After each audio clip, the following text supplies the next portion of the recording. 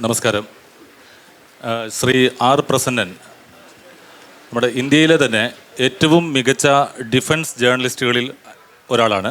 Defence journalist എന്ന് മാത്രമല്ല, defence വിദഗ്ധൻ കൂടിയാണ് അദ്ദേഹം.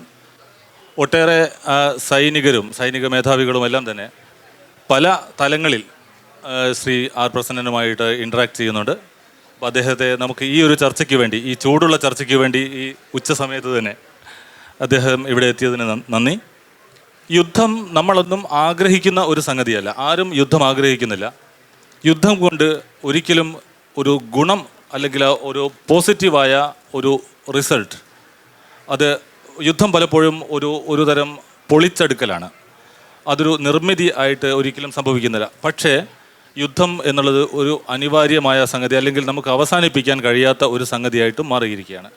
യുദ്ധം എന്താണെന്ന് നമുക്കെല്ലാം അറിയാം. പക്ഷേ എന്താണ് നിഴൽ യുദ്ധം? ഞാൻ ഒരു ഹൈസ്കൂൾ ക്ലാസ്സിലെ ഒരു ചോദ്യപേപ്പർ പോലെ ശ്രീ ആർ പ്രസന്നനോട് ചോദിക്കുകയാണ്, എന്താണ് നിഴൽ യുദ്ധം?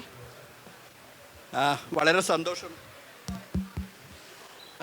അനീസ്, ഇങ്ങനെ ഒരു ചർച്ചയിൽ പങ്കെടുക്കാൻ സാധിച്ചതും അതും താങ്കളുമായിട്ട്. കാരണം താങ്കൾക്കും ഈ വിഷയങ്ങളിൽ വളരെ താല്പര്യമുണ്ടെന്ന് എനിക്കറിയാം.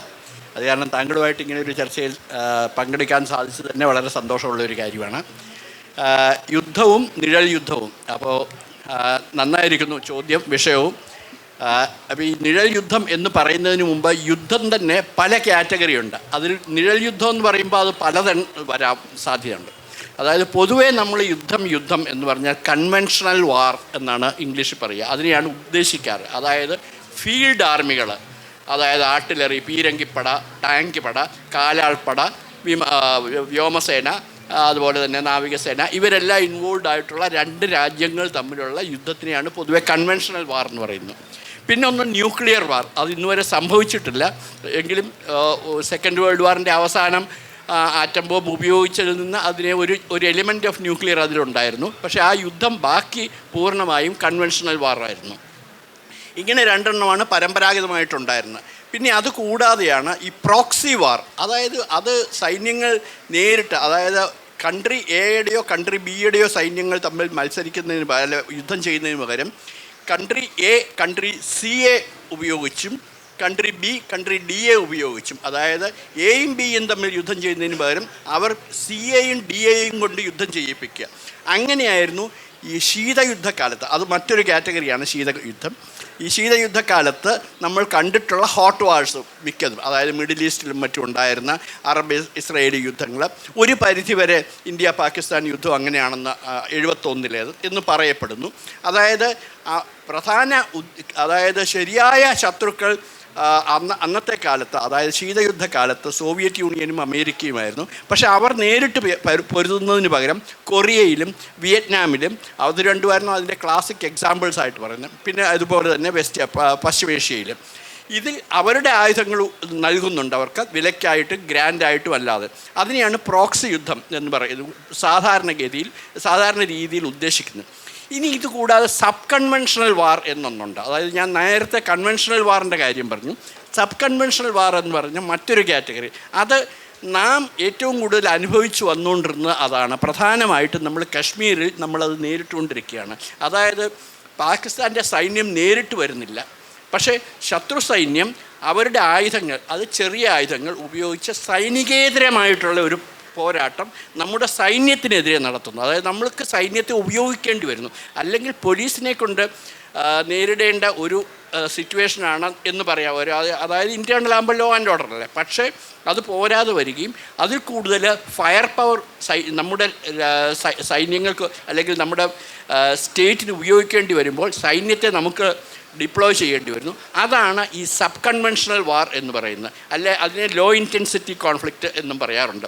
ഇങ്ങനെ പല രീതിയിലുള്ളതാണ് യുദ്ധങ്ങൾ എന്ന് പറയുന്നത്. താങ്കൾ ഉദ്ദേശിച്ച നിഴൽ യുദ്ധം എന്ന് പറയുന്നത് സബ് കൺവെൻഷണൽ വാറുമാകാം, മുമ്പേ പറഞ്ഞ പ്രോക്സി വാറുമാകാം. ഇതിനെല്ലാം പൊതുവെ ഷാഡോ വാർ അല്ലെങ്കിൽ എന്ന് പറയാറുണ്ട്. അങ്ങനെയാണ് ഇതിൻ്റെ ഒരു കൺവെൻഷനായിട്ടുള്ള ഇത്. ഓക്കെ, ആ ഷാഡോ വാർ എന്ന് പറഞ്ഞ സാർ പറഞ്ഞിരിക്കുന്ന ആ ഒരു പോയിന്റിൽ നിന്ന് തന്നെ നമ്മൾ തുടങ്ങുമ്പോൾ ഇപ്പോൾ നാം കാണുന്ന പല യുദ്ധങ്ങളും അതിനകത്ത് ഏറ്റുമുട്ടുന്ന കക്ഷികൾ ഒരുപക്ഷെ രാജ്യങ്ങളാകാം, ഒരുപക്ഷെ ചില രാജ്യങ്ങളും ചില മിലിഷ്യയുമാകാം. ഇതിനൊക്കെ. പക്ഷേ ഇതിനകത്ത് നേട്ടം കൊയ്യുന്ന അല്ലെങ്കിൽ ഇതിനകത്ത് ഗുണഫലം ഉണ്ടാക്കുന്ന മറ്റൊരു വിഭാഗത്തെ അല്ലെങ്കിൽ മറ്റൊരു പാർട്ടിയെ നമ്മൾ കാണുന്നു. ഇപ്പോൾ എവിടെ യുദ്ധം സംഭവിച്ചാലും അതിൻ്റെ ഒരു റിസൾട്ട്, അതിൻ്റെ ഒരു വശത്ത് അമേരിക്കയാണ് എന്ന് പറയാറുണ്ട്, US ആണെന്ന് പറയാറുണ്ട്. അത് ചിലപ്പോൾ നേരിട്ടുള്ള ഏറ്റുമുട്ടലാകാം, ചിലപ്പോൾ അത് രാഷ്ട്രീയമായ പിന്തുണയാകാം, ചിലപ്പോൾ അത് ആയുധ കച്ചവടമാകാം. ഈ ആയുധ കച്ചവടത്തിൻ്റെ കാര്യത്തിൽ വരുമ്പോൾ ആര് യുദ്ധം ചെയ്താലും അമേരിക്കയ്ക്ക് ലാഭം എന്ന് പറയുന്ന ഒരു കൺസെപ്റ്റിനെ കുറിച്ച്, അതിനെക്കുറിച്ച് എന്ത് പറയുന്നു? അത് വളരെ ശരിയാണ്. പക്ഷേ അതിനെ നമ്മൾ അത്രമാത്രം ലളിതമായിട്ടും കാണേണ്ടതില്ല. കാരണം ശരിയാണ്, എവിടെ യുദ്ധം ഉണ്ടായാലും അമേരിക്കയുടെ ഒരു കൈ കാണുമെന്ന് പറഞ്ഞത് പൊതുവെ പറയാറുണ്ട്. അതിന് മറ്റൊരു കാരണം, അത് അമേരിക്ക യുദ്ധം തുടങ്ങി വെച്ച്, ഞാൻ അമേരിക്കയെ അവിടെ നീതീകരിക്കുന്നതല്ല, അതിലേക്ക് വരേണ്ടി വരും. കാരണം അമേരിക്ക ഒരു ആഗോള ശക്തിയാണ്. അവരുടെ താല്പര്യങ്ങൾ, സ്റ്റേക്സ് എന്ന് പറയും, അവരുടെ താല്പര്യങ്ങൾ ലോകം മുഴുവൻ വിപുലമായിട്ട് വിസ്തൃതമായിട്ട് കിടക്കുകയാണ്. അവരുടെ എവിടെയെങ്കിലും ഇപ്പോൾ കൊറിയയിൽ, ദക്ഷിണ കൊറിയയിൽ അവർക്ക് താല്പര്യം ഉണ്ടായിരുന്നു. അവിടെ നോർത്ത് കൊറിയ, വടക്കൻ കൊറിയൻ ആക്രമണം നടത്തിയപ്പോൾ 1950കളിലെ കാര്യമാണ് ഞാൻ പറയുന്നത്. അതാണല്ലോ ആദ്യത്തെ പറയുന്ന പ്രോക്സി വാർ എന്ന് പറയുന്നത്. അപ്പോൾ അവിടെ അവരുടെ US-ൻ്റെ താല്പര്യങ്ങൾ സംരക്ഷിക്കേണ്ടി വരുന്നു. ഞാൻ നീതീകരിക്കുകയല്ല. ഉടനെ തന്നെ അവരെപ്പോഴും അപ്പോൾ അവരുടെ സൈന്യത്തെ തന്നെ അയക്കുകയോ അല്ലെങ്കിൽ മറ്റവരെ കൊണ്ട് യുദ്ധം ചെയ്യിക്കുകയോ ചെയ്യും. അത് അമേരിക്കയ്ക്ക് മുമ്പ് ബ്രിട്ടൻ ഒരു വലിയ സാമ്രാജ്യമായിരുന്ന കാലത്ത് മിക്കവാറും അത് ബ്രിട്ടനും അത് തന്നെ സംഭവിക്കുമായിരുന്നു. അവരുടെ താല്പര്യങ്ങൾ സംരക്ഷിക്കാൻ വേണ്ടി അവർ യുദ്ധത്തിലേക്ക് വരികയാണ്, നേരിട്ടോ അല്ലാതെയോ. ആ രീതിയിൽ അമേരിക്കയ്ക്ക് ഇപ്പോഴും, അതായത് ഇന്നും ചൈന ഒരു വലിയ ശക്തിയായിട്ട് വളർന്നു വരുന്നു. ശീതയുദ്ധകാലത്ത് സോവിയറ്റ് യൂണിയൻ ഒരു ഇഫക്റ്റീവ് കൗണ്ടറായിരുന്നു അമേരിക്കയ്ക്ക്. എങ്കിലും അമേരിക്കയുടെ അപ്രമാദിത്വം എന്ന് പറയുന്നത് തുടർന്നുകൊണ്ട് തന്നെ ഇരിക്കുകയാണ്. അതുള്ളിടത്തോളം കാലം, whether we like it or not, അതിങ്ങനെ അമേരിക്ക തുടർന്നുകൊണ്ടിരിക്കും. ഇന്നും ഇപ്പോൾ ദക്ഷിണേഷ്യയിൽ ഇന്ത്യയും ചൈനയും തമ്മിലുള്ള കൺഫ്രണ്ടേഷൻ ഒരു യുദ്ധമായില്ലെങ്കിലും ഒരു ബോർഡർ സ്റ്റാൻഡ് ഓഫ് വന്നു, ഒരു ശക്തമായ ഡീപ്ലോയ്മെൻറ്റ് നമുക്ക് നടത്തേണ്ടി വന്നു. അവിടെയും ഉടനെ തന്നെ അമേരിക്ക താല്പര്യം എടുത്തു തുടങ്ങി. അപ്പോഴേക്കും നമ്മുടെ ക്വാഡ് രീതിയിലുള്ള ഗാങ് അപ്പിന് അവർ മുന്നോട്ട് വരുന്നു. അത് അല്പം ഒരു സെറ്റ് ബാക്ക് ഉണ്ടായിരിക്കുകയാണ് ഇപ്പോൾ ഈ കഴിഞ്ഞ ദിവസങ്ങളിലെ അല്ലെങ്കിൽ കഴിഞ്ഞ ഏതാനും ആഴ്ചകളായിട്ടുള്ള ഇന്ത്യയും റഷ്യയുമായിട്ടുള്ള ആ ഒരു പ്രത്യേക വീണ്ടും ആ പഴയ ഇതിലേക്ക് തിരിച്ചു പോകുന്ന ഒരു പ്രതീതി ഉണ്ടാക്കുന്ന സമയത്ത് ഇന്ന് രാവിലത്തെ പത്രത്തിൽ പലരും വായിച്ചു കാണും, അമേരിക്കൻ കമ്പനീസ് ഇന്ത്യയുടെ കുറേ എൻറ്റിറ്റികളുടെ മേലെ വീണ്ടും സാങ്ഷൻസ് ഏർപ്പെടുത്തുന്നു. അത് കണ്ടിന്യൂ ചെയ്തുകൊണ്ട് തന്നെ ഇരിക്കും. അത് whether we like it or not, the world is like that. അങ്ങനെയാണ് സാറ് പറഞ്ഞു വന്നതിനകത്ത് വിപുലമായ ഒരുപാട് സംഗതികൾ വന്നു. ഏറ്റവും പ്രധാനമായിട്ട് ഈ പറഞ്ഞ പോലെ തന്നെ ബ്രിക്സ് വീണ്ടും ശക്തമാകുന്ന ഒരു സൂചന കാണുന്നു. അപ്പോൾ ക്വാഡ് വീണ്ടും ശക്തമാക്കാൻ വേണ്ടി US-ൻ്റെ ചില ശ്രമങ്ങൾ ഉണ്ട്. അത് ചിലപ്പോൾ പ്രഷർ പൊളിറ്റിക്സ് ആകും, ചിലപ്പോൾ ചില ആനുകൂല്യങ്ങൾ തന്നുകൊണ്ടാകാം. ഞാൻ പക്ഷേ നേരത്തെ ചോദിച്ച ഒരു ചോദ്യത്തിൽ തന്നെ അമേരിക്കൻ ഇൻട്രസ്റ്റ് എന്ന് പറയുമ്പം രാഷ്ട്രീയമായ താല്പര്യങ്ങൾ അല്ലെങ്കിൽ നയതന്ത്രപരമായ താല്പര്യങ്ങൾ, ഇത് രണ്ടും മാറ്റി നിർത്തിയിട്ട് ആയുധ കച്ചവടത്തിൻ്റെ ഒരു താല്പര്യം കൂടിയില്ലേ? ഇപ്പോൾ നടക്കുന്ന പ്രധാനപ്പെട്ട 2 യുദ്ധങ്ങൾ, അതായത് റഷ്യ-യുക്രൈൻ യുദ്ധം, അതുപോലെ തന്നെ ഗാസയിൽ നടക്കുന്ന ഇസ്രായേലിൻ്റെ അറ്റാക്ക്, ഇത് രണ്ടും സംഭവിക്കുമ്പോൾ ഇതിനകത്ത് എന്തുമാത്രം അമേരിക്കൻ ആയുധങ്ങൾ എന്തുമാത്രം ഉപയോഗിക്കപ്പെടുന്നുണ്ട്? അല്ലെങ്കിൽ അമേരിക്കക്ക് ഈ ബിസിനസ്സിൽ, ഈ ഇപ്പോൾ നടന്നുകൊണ്ടിരിക്കുന്ന 2 യുദ്ധ ബിസിനസ്സിലെ അമേരിക്കയുടെ ഒരു നേട്ടം, അല്ലെങ്കിൽ എന്തുമാത്രമാണ് അവർക്കുള്ള പ്രോഫിറ്റ് അല്ലെങ്കിൽ സാമ്പത്തിക മെച്ചം? അത് വളരെ ശരിയാണ്. നേരത്തെ തന്നെ ചോദിച്ചിരുന്നെങ്കിൽ ഞാൻ ആ സമയത്ത് അത് വിട്ടുപോയി ഉത്തരം പറയാനായിട്ട്. ശരിയാണ്, അത് ചോദിച്ചത് അമേരിക്കയുടെ ആയുധ കച്ചവട താല്പര്യങ്ങൾ ഉണ്ടോ എന്ന്. അത് തീർച്ചയായിട്ടുമുണ്ട്. അതാണ് ഞാൻ മുമ്പ് പറഞ്ഞത്, അവരുടെ സ്റ്റേക്സ് പലതുണ്ട്. ഒന്ന്, അവർക്ക് ആയുധങ്ങൾ വിൽക്കുക എന്നുള്ളത് തന്നെയാണ്. ആയുധങ്ങൾ വിൽക്കാൻ വേണ്ടിയിട്ടും ആയുധം വിൽക്കാൻ വേണ്ടിയിട്ടൊരു യുദ്ധം ഉണ്ടാക്കുമോ അല്ലെങ്കിൽ എന്ന് ചോദിച്ചാൽ ഞാൻ പറയും അങ്ങനെ സംഭവിക്കാറില്ല. പക്ഷേ കാരണം കൺഫ്രണ്ടേഷൻ എപ്പോഴും ഉള്ളതാണ്. അത് അവർ മുതലെടുത്തുകൊണ്ട് അവിടേക്ക് ആയുധം വിൽക്കുന്നുണ്ട്. അത് വളരെ ശരിയാണ്. പക്ഷേ അത് മാത്രമല്ല, ഇപ്പോൾ അമേരിക്കയുടെ താല്പര്യം നോക്കിക്കഴിഞ്ഞാൽ ഒപ്പം തന്നെ മറ്റ് സാമ്പത്തിക താല്പര്യങ്ങളുണ്ട് അവർക്ക്. പിന്നെ ശാസ്ത്രീയ താല്പര്യങ്ങളുണ്ട്. അതായത് അവരുടെ മറ്റ് ഇൻട്രസ്റ്റുകൾ ആ ഭാഗങ്ങളിലുണ്ടെങ്കിൽ അതിന് സെറ്റ് ബാക്ക് ഉണ്ടാവാതിരിക്കാൻ വേണ്ടി അവരത് ചെയ്യേണ്ടി വരുന്നു. ഒപ്പം തന്നെ ഈ താങ്കൾ ചോദിച്ച അതേപോലെ അവരുടെ ഹ്യൂജ് മിലിറ്ററി ഇൻഡസ്ട്രിയൽ കോംപ്ലക്സ്, അത് ഐസനോവറുടെ കാലത്ത് 1950കളിലാണ് ഈ കൺസെപ്റ്റ് ഉണ്ടായി വരുന്നത്. അതായത് മിലിറ്ററി ഇൻഡസ്ട്രിയൽ കോംപ്ലക്സ് എന്ന് പറയുക. അതായത് അവിടുത്തെ രാഷ്ട്രീയ നയങ്ങളെ പലപ്പോഴും ഈ മിലിറ്ററി ഇൻഡസ്ട്രിയൽ കോംപ്ലക്സ് ആണ് നിയന്ത്രിക്കുന്നത്. അറ്റ്ലീസ്റ്റ് ഒന്നുമല്ലെങ്കിലും സ്വാധീനിക്കുന്നുണ്ട് ഈ മിലിറ്ററി ഇൻഡസ്ട്രിയൽ കോംപ്ലക്സ്. വളരെ പവർഫുള്ളായിട്ടുള്ള ഹ്യൂജ് മിലിറ്ററി കോംപ്ലക്സുകൾ അല്ലെങ്കിൽ കോർപ്പറേഷൻസ് അവർക്കുണ്ട്. അവരുടെ താല്പര്യങ്ങൾ തീർച്ചയായും ഉണ്ടാകും. അതായത് ഉദാഹരണത്തിന് ഇടയ്ക്ക് ഇന്ത്യ പാകിസ്ഥാൻ ബന്ധങ്ങൾ അല്പം ഒന്ന് തണുത്ത് ഇമ്പ്രൂവ് ചെയ്തുകൊണ്ടിരുന്ന സമയത്ത് തമാശയുണ്ടായിരുന്നു എന്ന് പറഞ്ഞുകൊണ്ടിരുന്നത്. ലോക്ക്ഹീഡ് മാർട്ടിൻ്റെ ക്യാൻറ്റീനിൽ ആഹാരം കഴിക്കാൻ വരുന്ന ആളുകളുടെ എണ്ണം കുറഞ്ഞു എന്ന്. കാരണം എന്താണെന്ന് വെച്ചാൽ ഒരുപാട് വർക്കേഴ്സിനെ അവർക്ക് പറഞ്ഞു വിടേണ്ടി വന്നു, അല്ലെങ്കിൽ ലേ ഓഫ് ആയിട്ടോ അല്ലെങ്കിൽ ഈ താൽക്കാലികമായിട്ടെങ്കിലും മാറ്റി നിർത്തേണ്ടി വന്നു എന്നുവരെ ഒരു തമാശയുണ്ട്. അതിനുമാത്രം താല്പര്യങ്ങൾ ഉണ്ട്. അത് it's A reality in this world. അത് പക്ഷേ അമേരിക്കയ്ക്ക് മാത്രമല്ല, യൂറോപ്യൻ കമ്പനീസുണ്ട്. അപ്പം മറ്റൊന്ന് നമ്മളിവിടെ ശ്രദ്ധിക്കേണ്ടത്, ഇപ്പോൾ താങ്കൾ ഇപ്പോൾ നടന്നുകൊണ്ടിരിക്കുന്ന യുദ്ധങ്ങളെക്കുറിച്ച് ചോദിച്ചു. യുക്രൈൻ യുദ്ധം തന്നെ നോക്കാം. യുക്രൈൻ റഷ്യ യുദ്ധം.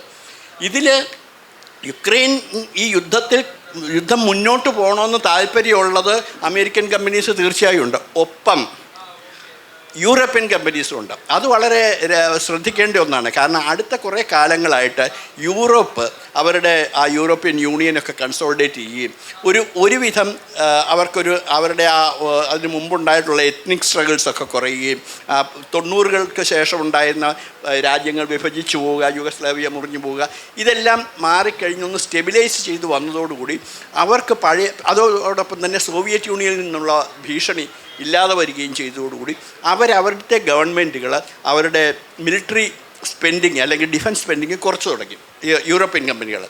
അങ്ങനെ വന്നതോടുകൂടി ഏറ്റവും വലിയ നഷ്ടം ആർക്കാണ്? യൂറോപ്യൻ ഡിഫൻസ് കമ്പനികൾക്ക്. അവർക്കും ഉണ്ടായിരുന്നു വലിയ ഡിഫൻസ് മിലിറ്ററി ഇൻഡസ്ട്രിയൽ കോംപ്ലക്സുകൾ. അതായത് ബ്രിട്ടീഷ് എയറോസ്പേസ് അല്ലെങ്കിൽ റഫാൽ വിമാനം ഉണ്ടാക്കുന്ന ഫ്രഞ്ച് കമ്പനി, ഡസോൾ, ഇങ്ങനെയുള്ള വൻ കമ്പനികൾ അവർക്കും ഉണ്ടായിരുന്നു. അവർക്കൊക്കെ കാരണം അമേരിക്കയെ പോലെയുള്ള ഒരു വിപണി സാധ്യതകൾ അവർക്ക് അത്രയില്ല. പലപ്പോഴും അമേരിക്കയുടെ കൂടെ പലപ്പോഴും ചെയ്യേണ്ടി വരുന്നത്. അങ്ങനെ വന്നപ്പോൾ അങ്ങനെ ഒരു സിറ്റുവേഷനിലാണ് ഈ യുക്രൈൻ യുദ്ധം വരുന്നത്. മറ്റൊന്ന് നമ്മൾ ആലോചിക്കട്ടെ. ഇപ്പോൾ ഫോർ എക്സാമ്പിൾ ഞാൻ മുമ്പേ പറഞ്ഞല്ലോ, ഈ യൂറോപ്യൻ രാജ്യങ്ങൾ അവരുടെ ഡിഫൻസ് ബജറ്റ് കുറച്ച് വന്നു. ഫ്രഞ്ച് ആർമിയുടെ ടാങ്കുകളുടെ എണ്ണം നോക്കിക്കഴിഞ്ഞാൽ ഒരു സമയത്ത് ഓപ്പറേഷണലായിട്ട് അവർക്ക് ലഭിക്കുന്ന 1000-ൽ താഴെ ടാങ്കുകളാണ്. അത്ര കുറച്ച് ഇന്നുള്ളൂ. കാരണം അവർക്ക് ശത്രുക്കളില്ല. അമേരിക്കയെ പോലെ മറ്റൊരു മൂന്നാം രാജ്യത്ത് പോയി അവർക്ക് ഒരു യുദ്ധത്തിൽ ഏർപ്പെടേണ്ടി വരുന്നില്ല. ഇങ്ങനെ വന്ന കാരണം ഈ ഡിഫൻസ് ബജറ്റ് കുറഞ്ഞപ്പോൾ അവരുടെ മിലിറ്ററി ഇൻഡസ്ട്രിയൽ കോംപ്ലക്സ്, അപ്പോൾ അമേരിക്കയ്ക്ക് മാത്രമല്ല യൂറോപ്യൻ കമ്പനികൾക്കും ഈ പല യുദ്ധങ്ങളും മുന്നോട്ട് പോകുന്നതിൽ താല്പര്യമുണ്ടെന്നുള്ളത് ഒരു സത്യമാണ്. ഈ താങ്കൾ ഇപ്പോൾ പറഞ്ഞ ഒരു ബിസിനസ്സിന് വേണ്ടി ഒരു യുദ്ധം സ്റ്റാർട്ട് ചെയ്യില്ല എന്ന് പറഞ്ഞു.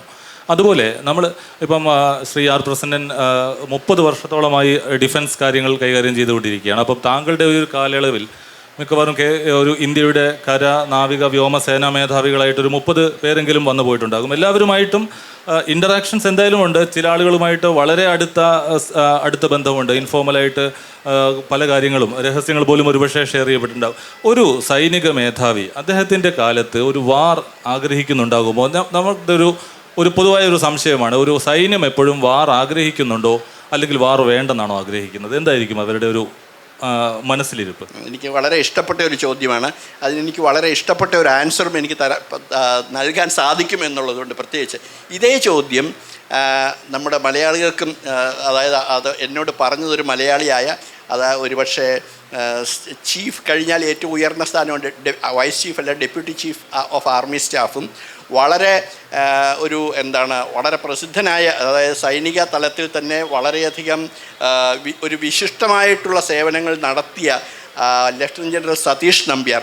അദ്ദേഹത്തെ കേട്ട് കാണും പലർക്കും. ഈ ജനറേഷനിലുള്ള പലർക്കും അറിയില്ലായിരിക്കും. പക്ഷേ 90-കളിലൊക്കെ അദ്ദേഹം ഒരു വെൽ നോൺ ഗ്ലോബൽ പേഴ്സണാലിറ്റി ആയിരുന്നു. കാരണം യുഗസ്ലാവിയയിൽ UN പീസ് കീപ്പിങ്ങിൻ്റെ കമാൻഡർ ഇൻ ചീഫായിട്ട്, സുപ്രീം കമാൻഡറായിട്ട് പോയ വ്യക്തിയാണ്. ഒപ്പം അതുകൂടാതെ തന്നെ അദ്ദേഹം പിന്നീട് യുണൈറ്റഡ് നേഷൻസിൻ്റെ, ഐക്യരാഷ്ട്രസഭ കോഫി അന്നൻ്റെ നേതൃത്വത്തിൽ ഒരു കമ്മിറ്റി ഉണ്ടാക്കിയിരുന്നു. ഐക്യരാഷ്ട്രസഭ അതിൻ്റെ പ്രത്യേകിച്ച് സെക്യൂരിറ്റി കൗൺസിൽ അഴിച്ചു പണിയുന്നതിൻ്റെ ആദ്യത്തെ കമ്മിറ്റി ഉണ്ടായിരുന്ന ഏക ഇന്ത്യക്കാരനുമാണ്. ആ കമ്മിറ്റിയിലുണ്ടായിരുന്ന ഒരേ ഒരു സൈനിക ഉദ്യോഗസ്ഥനും അദ്ദേഹമായിരുന്നു. ബാക്കി ഉള്ളവരെല്ലാം മുൻ പ്രസിഡൻറ്റുമാർ, പ്രൈം മിനിസ്റ്റർമാർ, അങ്ങനെയൊക്കെ ഉള്ളവരായിരുന്നു. അപ്പോൾ അത്രമാത്രം ഒരു വിശിഷ്ടമായ ഒരു വ്യക്തിയോട് ഞാൻ ഈ ചോദ്യം ചോദിച്ചിട്ടുണ്ട്. അപ്പോൾ ഒരു സെമിനാറിൽ വെച്ചായിരുന്നു ചോദിച്ചത്. അപ്പോൾ അദ്ദേഹം പറഞ്ഞ മറുപടി വളരെ, എനിക്കത് അപ്പോഴാണ് ഞാനും അത് ആലോചിക്കുന്നത്. അദ്ദേഹം പറയുന്നു, ഞങ്ങൾക്ക് എന്തിനാണ് യുദ്ധം? കാരണം ഞങ്ങൾക്ക് യുദ്ധം ചെയ്യാതിരിക്കാനാണ് ഇഷ്ടം. കാരണം ഞങ്ങളാണ് യുദ്ധം വന്നു കഴിഞ്ഞാൽ നിങ്ങൾക്കൊക്കെ ഇവിടെ ഇരുന്നുകൊണ്ട് പ്രസിഡന്റിന് നന്നായിട്ട് ഇവിടെ ഇരുന്ന് പ്രസിഡന്റിന് കുറച്ച് അതിനെക്കുറിച്ച് വൈദഗ്ധ്യം ഉണ്ടെന്ന് എനിക്കറിയാം. അത് കാരണം അതേക്കുറിച്ചൊക്കെ എഴുതാം. ഇവിടെ ബാക്കിയുള്ള മന്ത്രിമാർക്കും അല്ലെങ്കിൽ സെക്രട്ടറിമാർക്കും ഒക്കെ അവരുടെ ഓഫീസുകളിലിരുന്ന് നിയന്ത്രിച്ചാൽ മതി. അവിടെ പോയി വെടികൊള്ളുന്നത് ഞങ്ങളാണ്. ഞങ്ങൾക്കൊരിക്കലും യുദ്ധം ചെയ്യാൻ ഒരു താല്പര്യവുമില്ല. Last we are the ones who least want a war അദ്ദേഹം പറഞ്ഞതാണത്. അത് വളരെ ശരിയായിട്ട് എനിക്ക് അന്നും തോന്നി, പിന്നീടും തോന്നിയിട്ടുണ്ട്. ഓഫ് കോഴ്സ് അവരോട് ആവശ്യപ്പെട്ട് കഴിഞ്ഞാൽ അതാണ് സൈന്യത്തിൻ്റെ ആ ഒരു ഡിസിപ്ലിൻ, അല്ലെങ്കിൽ അതിൻ്റെ സൈന്യത്തിൻ്റെ കൾച്ചർ അതാണ്. If they are directed they will go to war, but they are the ones who actually don't like to have a war. എനിക്ക് ഈ മറുപടിയിൽ നമ്മുടെ ആർമിയുടെ ഡെപ്യൂട്ടി ചീഫ് പറഞ്ഞ ഒരു കമൻറ്റ് എനിക്ക് ഇഷ്ടപ്പെട്ടു. ഇപ്പം പ്രസന്നന് അത് ഒരുപാട് എഴുതിയാൽ മതി, വൈദഗ്ധ്യമുള്ളതുകൊണ്ട്. നമ്മൾ മലയാളികൾക്ക് എവിടെ ഒരു വാർ നടന്നാലും ആ വാറിനെ കുറിച്ചുള്ള ഡീറ്റെയിൽസ്, അതായത് നമ്മുടെ ജിയോഗ്രഫിക്കാണ് ഏതെല്ലാം ആയുധങ്ങളാണ് ഉപയോഗിക്കുന്നത്, ഓരോ മിസൈൽ ഏതെല്ലാമാണ്, ആ മിസൈൽ എത്ര ദൂരം സഞ്ചരിക്കും, അത് ശത്രുവിനെ ഏത് തരത്തിലാണ് ഹിറ്റ് ചെയ്യുന്നത്, എത്ര അതിൻ്റെ ഒരു ജിയോഗ്രഫിക്കലായിട്ടുള്ള മറ്റ് സംഗതി, ഇതെല്ലാം പലപ്പോഴും വിശദീകരിക്കാറുള്ളത് ശ്രീ ആർ പ്രസന്നനാണ്. അദ്ദേഹത്തിൻ്റെ ഗ്രാഫിക്സ് എല്ലാം ചേർത്തുകൊണ്ട്. അപ്പം ആ പറഞ്ഞതിനകത്തൊരു ഒരു തമാശ അദ്ദേഹവും പറഞ്ഞത് വളരെ കൗതുകകരമായി തോന്നി. നമ്മൾ ഈ പറഞ്ഞ ഷാഡോ വാർ പറഞ്ഞു വരുമ്പോൾ ഷാഡോ വാറിൻ്റെ മറ്റൊരു പ്രധാനപ്പെട്ട ഘടകമാണ് ചാരനീക്കങ്ങൾ. അത് ശരിക്കും നമ്മൾ പ്രത്യക്ഷത്തിൽ ഒരു യുദ്ധമായിട്ട് കാണുന്നില്ലെങ്കിലും ഈ ചാരപ്പണി വലിയൊരു രാജ്യത്തിനെതിരെ മറ്റൊരു രാജ്യം നടത്തുന്ന യുദ്ധം തന്നെയാണ്. ഇതിനകത്ത് നമ്മൾ പലപ്പോഴും അമ്പരപ്പിക്കുന്ന ചില ചാരനീക്കങ്ങൾ നടത്തുന്നത് ഇസ്രായേലിൻ്റെ മൊസാദാണ്. മൊസാദ് എന്തുമാത്രം സൂക്ഷ്മതയോടെയാണ് ഇപ്പോൾ ഈ അടുത്ത കാലത്ത് ഖാസിം സുലൈമാനിയുടെ വധം, അത് കഴിഞ്ഞ് ഹനിയയുടെ വധം, ഇതെല്ലാം വരുമ്പോഴത്തേക്ക് വളരെ പ്രിസൈസ് ആയിട്ടുള്ള അറ്റാക്സ് ആണ് നടത്തുന്നത്. ആ കൃത്യമായി അവർ താമസിക്കുന്ന ഒളിവിടങ്ങളിൽ താമസിക്കുന്ന സ്ഥലങ്ങൾ, അതുപോലെ റഷ്യ പലപ്പോഴും നടത്തുന്നത് സ്ക്രീപ്പലിൻ്റെ കാര്യം, ഷെവ്ചെങ്കോയുടെ കാര്യം, ഈ ചാരനീക്കങ്ങൾ ഇവർക്ക് എങ്ങനെയാണ് ഇത്ര കൃത്യമായ ഇൻഫർമേഷൻസ് കിട്ടുന്നത്? ആ യുദ്ധത്തെ താങ്കൾ എങ്ങനെ കാണുന്നു? ചാരപ്പണി എന്ന് പറയുന്നത് എപ്പോഴും അത് മുഴുവൻ ഒരു യുദ്ധമായിട്ട് ഞാൻ കാണുന്നില്ല. പൊതുവെ അങ്ങനെയല്ല. കാരണം എപ്പോഴും ശത്രുരാജ്യത്ത് മാത്രമല്ല ചാരപ്പണി നടത്തിക്കൊണ്ടിരിക്കുന്നത്. ഏറ്റവും ക്ലോസ് ആയിട്ടുള്ള രാജ്യങ്ങൾ തമ്മിലും ചാരപ്പണി, അതായത് അവർ നിരീക്ഷിച്ചു കൊണ്ടിരിക്കും. ഉദാഹരണത്തിന് ഏറ്റവും ക്ലോസസ്റ്റ് അലൈസ് യൂറോപ്യൻ രാജ്യങ്ങളും അമേരിക്കയും തമ്മിലാണ്. അല്ലെങ്കിൽ സെക്കൻഡ് വേൾഡ് വാറിൻ്റെ കാര്യം തൊട്ട് പറഞ്ഞു കഴിഞ്ഞാൽ ബ്രിട്ടനും അമേരിക്കയും തമ്മിൽ അവരങ്ങോട്ടും ഇങ്ങോട്ടും ചാരപ്പണി ചെയ്യുന്നുണ്ടെന്നാണ്. അവർ ചാരവൃത്തിയിലൂടെ അവർക്ക് കിട്ടുന്ന ഇൻ്റലിജൻസ് പലതും അത് അവരുടെ താല്പര്യം അനുസരിച്ച് ഷെയർ ചെയ്യുമെങ്കിലും പലപ്പോഴും അങ്ങോട്ടും ഇങ്ങോട്ടും സ്നൂപ്പ് ചെയ്തുകൊണ്ടിരിക്കും. കാരണം in this world nobody trust another person. എപ്പോഴും ട്രസ്റ്റ് പക്ഷേ വെരിഫൈ എന്നാണ് പറയുന്നത്. അത് കോൾഡ് വാറിൻ്റെ കാലത്ത് സോവിയറ്റ് യൂണിയനും US തമ്മിൽ ആ ബന്ധങ്ങൾ മെച്ചപ്പെടുത്താനുള്ള ഒരു ശ്രമം ഉണ്ടായി. ദാത്താങ് എന്നതിനെ പറയും. ആ കാലഘട്ടത്തിൽ, അതായത് ഗോർബച്ചേവിൻ്റെ കാലമാണ്, ആ കാലഘട്ടത്തിൽ രണ്ട് രാജ്യങ്ങളും അവരുടെ ഇൻ്റർ കോണ്ടിനെൻ്റൽ മിസൈലുകൾ എത്രയുണ്ടോ അതിൻ്റെ എണ്ണം കുറയ്ക്കുക, ഇങ്ങനെയുള്ള, അതായത് ABM ട്രീറ്റി കൊണ്ടുവന്നു. സോൾട്ട് എന്ന് ആദ്യം വിളിച്ചിരുന്ന, പിന്നീട് സ്റ്റാർട്ട് എന്ന് വിളിക്കുന്ന സ്ട്രാറ്റജിക് ആംസ് റിഡക്ഷൻ ട്രീറ്റി. ഈ ആംസ്, അതായത് പ്രത്യേകിച്ച് ആണവായുധങ്ങളുടെ എണ്ണം കുറയ്ക്കുക എന്ന ട്രീറ്റി കൊണ്ടുവന്നു. ഈ ട്രീറ്റ് കഴിഞ്ഞപ്പോഴും പക്ഷേ അന്ന് ഇരു രാജ്യങ്ങളും പറഞ്ഞിരുന്ന ട്രസ്റ്റ് അങ്ങോട്ടും ഇങ്ങോട്ടും, ബട്ട് വെരിഫൈ.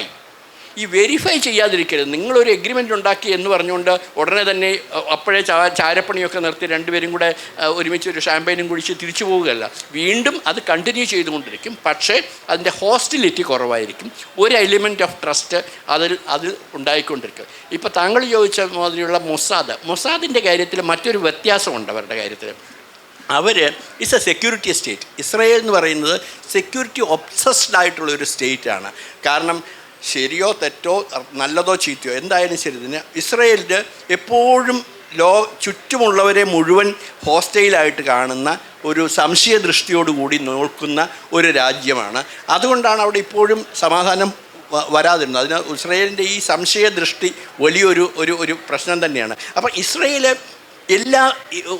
ഓരോ വ്യക്തിയെയും സംശയത്തോടെയാണ് കാണുന്നത്. പുറത്തുനിന്ന് വരുന്ന ഓരോ വ്യക്തിയെയും ഒരു എലമെൻ്റ് ഓഫ് സെനോഫോബിയ അതിനകത്ത് കാണാമായിരിക്കും. ഒരു പക്ഷേ ഞാൻ ഇപ്പോഴും ഓർക്കുന്നുണ്ട്, അവരുടെ ആ സെക്യൂരിറ്റി ഒട്ടും ഇൻട്രൂസീവ് അല്ല പലപ്പോഴും എന്നുള്ളതാണ്. ഞാൻ ഇസ്രായേലിലേക്ക് ഒരിക്കൽ പോയപ്പോൾ എനിക്ക് രസകരമായ, ഞാൻ വിസയ്ക്ക് അപ്ലൈ ചെയ്യുകയാണ്. അപ്പം ഞാൻ ഒറ്റയ്ക്കാണ് പോകുന്നത്. ഒരു പ്രധാനമന്ത്രി അവിടെ പോകുന്നതിന് മുമ്പുള്ള വിസിറ്റ് കവർ ചെയ്യാൻ വേണ്ടി ഞാൻ പോവുകയാണ്. അപ്പോൾ വിസയിൽ ചോദ്യങ്ങൾ ചോദിക്കുന്ന മറ്റ് പലതും ചോദിക്കുന്ന കൂട്ടത്തിൽ എൻ്റെ മക്കളുടെ പേര് ചോദിക്കുന്നു. അപ്പം ഞാൻ വിചാരിച്ചു, ഞാനപ്പോൾ അതിലെഴുതി, അതായത് അവർ പോകുന്നില്ല, ഞാൻ ഒറ്റയ്ക്കാണ് പോകുന്നത് അവരുടെ, എങ്കിലും അത് അവർ തിരിച്ചയച്ചു. മക്കളുടെ പേര് വേണം എങ്കിൽ. അപ്പം ഞാൻ പോകുന്നില്ല. അത് ഇൻട്രൂസീവായിട്ട് എനിക്ക് തോന്നി. ഏതായാലും എനിക്ക് വിസ കിട്ടണം, അത് കാരണം ഞാനത് എഴുതി കൊടുത്തു. എൻ്റെ മക്കളുടെ പേര് കുറച്ച് പറയാൻ വിഷമമുള്ളതാണ്. രാജലക്ഷ്മി കാറക്കുളം എന്നൊക്കെയാണ് പേരിട്ടിരിക്കുന്നത്. അത് ഞാൻ അങ്ങ് എഴുതി പോയി. അത് കഴിഞ്ഞ് വിസ കിട്ടി, ഞാൻ പോയി 10-15 ദിവസം അവിടെ യാത്ര ചെയ്തു, ഒരുപാട് പേരെ കണ്ടു. ഞാൻ 3-4 ഡിഫൻസ് കോൺക്ലേവുകളിൽ വരെ പങ്കെടുത്തു. എല്ലാം കഴിഞ്ഞ് ഞാൻ തിരിച്ചു വരാൻ നേരത്ത് എൻ്റെ ഹോട്ടലിൽ നിന്ന് ഞാൻ എയർപോർട്ടിലെത്തി, ടെർമിനലെത്തി. ഞാൻ അകത്ത് കയറി കഴിഞ്ഞ ഉടനെ പാസ്പോർട്ട് കൊടുത്തു. ആ പാസ്പോർട്ട് അവർ സ്കാൻ ചെയ്യുന്നതോടുകൂടി നമ്മളെപ്പറ്റിയുള്ള സകല വിവരങ്ങളുണ്ട്. പെട്ടെന്ന് അവർ ചോദിച്ചു, what's your elder daughter's name?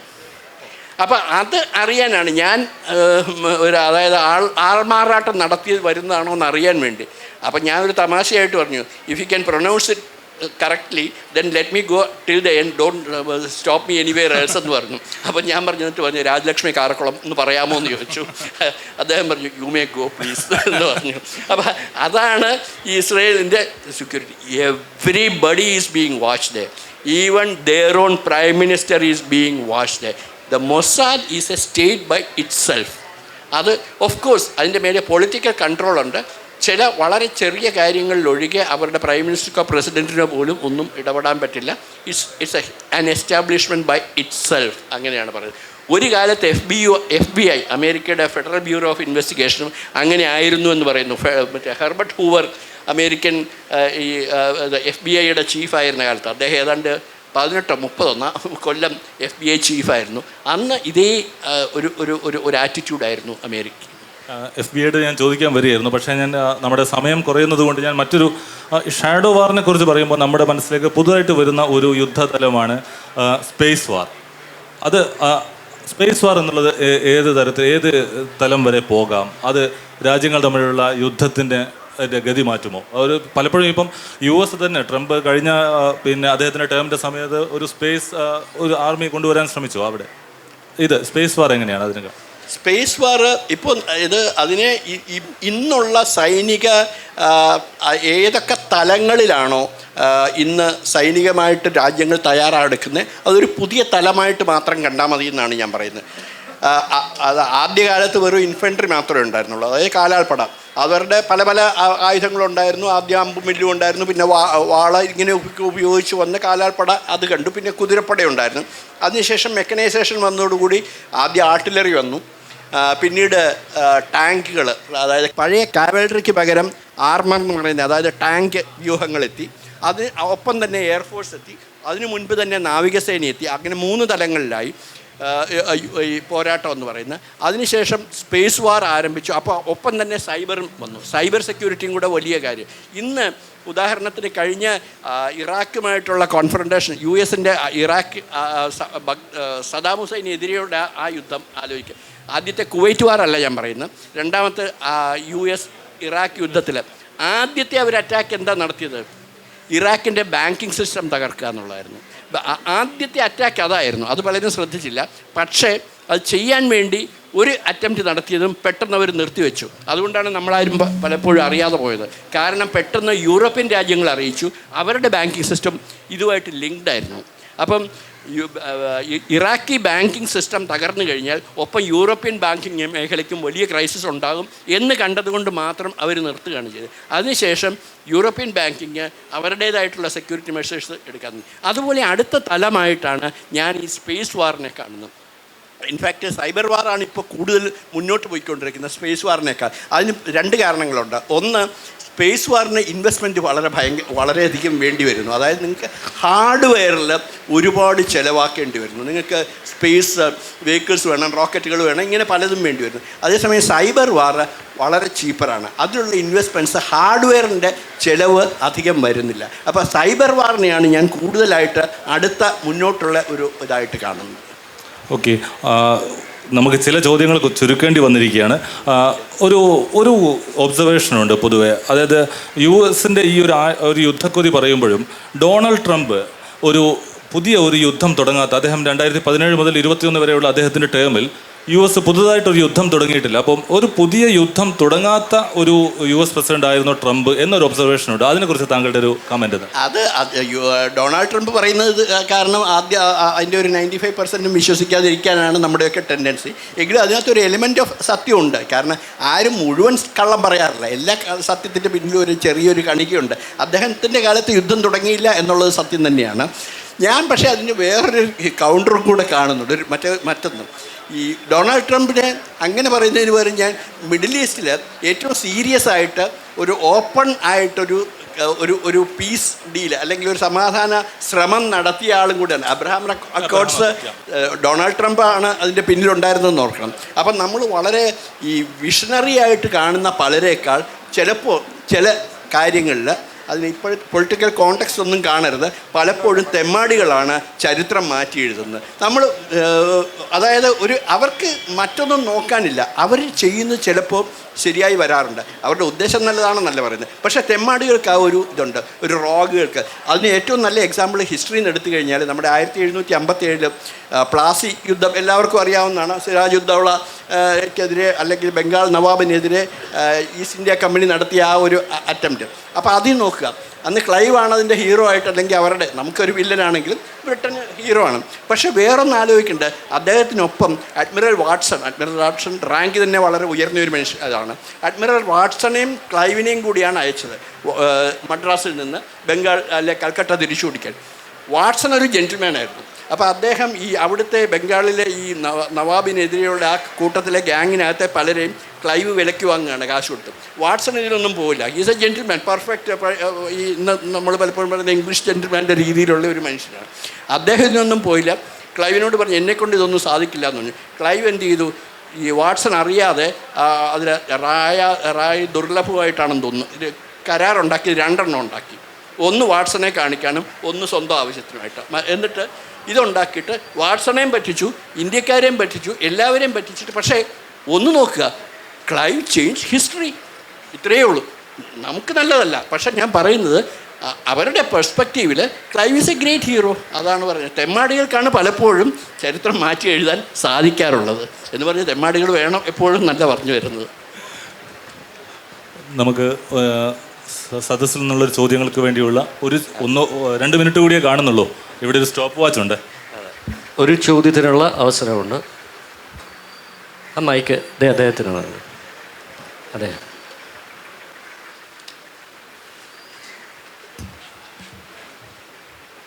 ഞാൻ ഈയിടെ പത്രത്തിൽ വായിച്ച north Korea about 11,000 troops have been sent to fight for the Russians.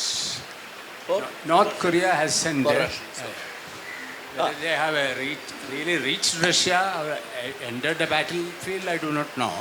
If that is so, the NATO will justify sending their troops, German or English or French or even American, entering Ukraine. Would you visualize what will be the after effect all this things? അതെ, അത് അതിൻ്റെ അർത്ഥം north Korea Soviet യൂണിയനുമായിട്ട് അല്ലെങ്കിൽ റഷ്യയുമായിട്ടുള്ള ഒരു ഇടപാടിലാണ് അവരെത്തിയെന്നുള്ളത് താങ്കൾ പറഞ്ഞ പോലെ ഇപ്പോഴും ഇതായിട്ടില്ല. പക്ഷേ അതുകൊണ്ട് ബേസിക്കലി റഷ്യയെ സംബന്ധിച്ചിടത്തോളം അവർക്ക് മാൻ പവർ വളരെ കുറവാണ്. ഈ പോപ്പുലേഷൻ തന്നെ കുറഞ്ഞുകൊണ്ടിരിക്കുന്ന ഒരു രാജ്യമാണ്. സൈനിക സേവനത്തിന് ആളെ കിട്ടുന്നില്ല. അപ്പോൾ അവർ കൺസ്ക്രിപ്ഷൻ നടത്തുന്നുണ്ട്. ഈ കൺസ്ക്രിപ്റ്റീവ് ആർമി ഒരിക്കലും അത്ര ഇഫക്റ്റീവ് ആവാറില്ല. വോളണ്ടറി ആർമികളാണ് എപ്പോഴും എന്ന് പറയുന്നത്. അപ്പോൾ അവർക്ക് ആളില്ലാത്ത കാരണം നോർത്ത് കൊറിയയിൽ നിന്ന് അവർ ആവശ്യപ്പെട്ടതാണോ എങ്ങനെയാണെന്നറിയില്ല. അത് വന്നു കഴിഞ്ഞാൽ നാറ്റോ ഉപയോഗിക്കുമെന്ന്. നാറ്റോയ്ക്കും അതേപോലെ തന്നെ നാറ്റോയ്ക്കും സൈനികരെ അയക്കാനുള്ള ശേഷിയില്ല. ആയുധങ്ങൾ നൽകാൻ സാധിക്കും. ആയുധങ്ങൾ അവരിപ്പോൾ തന്നെ നൽകുന്നുണ്ട്. നാറ്റോ നേരിട്ട് യുദ്ധത്തിന് വരുമോ എന്നുള്ള കാര്യത്തിൽ എനിക്ക് സംശയമുണ്ട്. കാരണം എന്താണെന്ന് വെച്ചാൽ അപ്പോഴേക്കും Russia will be justified in further expanding the war. And Putin is a person who does not mind expanding the war further. നമ്മൾ വിചാരിച്ചതുപോലെ ഉള്ള രീതിയിലുള്ള ഒരു ഇക്കണോമിക് തകർച്ചയൊന്നും ഇതുവരെ റഷ്യക്ക് ഉണ്ടായിട്ടില്ല. അവരുടെ resilience all said and done, we have to salute that also. കാരണം ഇത്രയും 2 കൊല്ലമായിട്ട് അവരുടെ മിലിറ്ററി പ്രോവസ് വളരെ മോശമായി, അത് വേറെ കാര്യം. അല്ലെങ്കിൽ ഈ 2 കൊല്ലം ഇത്ര നീട്ടി കൊണ്ടുപോകേണ്ട കാര്യമില്ലായിരുന്നു. ഞാൻ അതിനെപ്പറ്റി പലതവണ എഴുതിയിട്ടുണ്ട്. കാരണം അവരുടെ ജനറൽഷിപ്പിന് എന്ത് പറ്റിയെന്ന് പോലും എനിക്കറിയില്ല. ഇങ്ങനെയായിരുന്നില്ല സോവിയറ്റ് ആർമി എന്ന് അല്ലെങ്കിൽ റഷ്യൻ ആർമി എന്ന് പറയുന്നത്. കാരണം it was A excellent fighting machine. ഇന്ന് ആദ്യം ആ യുദ്ധം തുടങ്ങിയ കാലത്ത് തന്നെ ശ്രദ്ധിച്ച് കാണും, നേരിട്ട്, അതായത് ഓട്ടം സീസണിൽ, അതായത് ഈ തണുപ്പ് കാലത്ത് ആ സമയമായപ്പോൾ മഴ വീണ് ഈ വെള്ളം കുതിർന്ന് കിടന്ന്, ഓട്ടമല്ല തണുപ്പ് കാലം കഴിയാറായപ്പോഴാണ് ഇവർ സൈന്യത്തെ ആ കാലത്ത് ആരെങ്കിലും അയക്കുമോ യൂറോപ്പിലേക്ക്? കാരണം മുഴുവൻ ചതുപ്പ് മാതിരി കിടക്കുകയാണ്. ടാങ്കുകൾക്ക് മുന്നോട്ട് പോകാതെ വന്നു. അവർ റോഡുകളിൽ കൂടെ ടാങ്കിനെ വിടേണ്ടി വന്നു. അങ്ങനെയാണെങ്കിൽ പിന്നെ എന്തിനാ ഈ യുദ്ധം ചെയ്യുന്നത്? കാരണം നിങ്ങൾക്ക് ടാങ്കുകളെ ഒരിക്കലും റോഡിൽ കൂടെ കൊണ്ടുവരിക. ടാങ്കുകൾ എപ്പോഴും ക്രോസ് കൺട്രി ആക്രമണത്തിലാണ്. 1971 ഇന്ത്യൻ ജനറൽമാരെ കണ്ടുപിടിക്കണം. മഴ കഴിഞ്ഞ് ബംഗാളിലെ പാടങ്ങളെല്ലാം ഉണങ്ങിയ ശേഷമേ യുദ്ധം നടത്തുമെന്ന് മാനേക്ഷ അന്ന് പറഞ്ഞു. അതാണ് ഡിസംബറിൽ അയച്ചത്. എന്തുകൊണ്ടാണ്? അവിടെ ഉണങ്ങിക്കിടക്കുന്ന അതിലെ ടാങ്കുകൾക്ക് ക്രോസ് കൺട്രി ആയിട്ട് അതിവേഗം കടന്ന്, അതിനാണ് ടാങ്കുകൾ ഉപയോഗിക്കുന്നത്. അപ്പം നിങ്ങളുടെ വെപ്പൺ സിസ്റ്റം നേരെ ഉപയോഗിക്കാൻ പോലും അറിയാത്ത ജനറൽമാരാണ് ഇന്ന് അത് നടത്തിയത്. അതുകൊണ്ടാണ് യുദ്ധം ഇങ്ങനെ നീണ്ടു പോകുന്നത്. ബാക്കി അവരുടെ എക്വിപ്മെൻ്റൊക്കെ ഇപ്പോഴും വളരെ നല്ലത് തന്നെയാണ്, അവരുടെ സയൻറ്റിഫിക് ടെക്നോളജിക്കൽ ഇതൊക്കെ അത്. അപ്പോൾ ചോദിച്ചത് നാറ്റോ ഇതയക്കും, പക്ഷേ നാറ്റോയ്ക്ക് അതുപോലെ സൈന്യത്തെ അയക്കാനുള്ള കഴിവിന്നില്ല. അതായത് സൈനികരില്ല അവർക്ക് അത്രമാത്രം. Okay, thank you. യുദ്ധം നമ്മളൊന്നും ഇഷ്ടപ്പെടുന്നില്ലെങ്കിലും യുദ്ധത്തെക്കുറിച്ചുള്ള ചർച്ചകൾ എപ്പോഴും വളരെ ആളുകൾക്ക് ഇൻട്രസ്റ്റിംഗ് ആണ്. അപ്പോൾ പക്ഷേ സമയം അവസാനിക്കുന്നത് കൊണ്ട് നിർത്തുകയാണ്. വളരെ സന്തോഷം അനീസ്, താങ്കളുമായിട്ട് ഇങ്ങനൊരു ചർച്ച സാധിച്ചതിനും. ഇവിടെ ഇരുന്ന് പലരും ചോദ്യങ്ങളുണ്ടാകുമെന്നറിയാം, പക്ഷേ പിന്നീടൊക്കെ പ്രയോഗമാകാം. Thank you very much.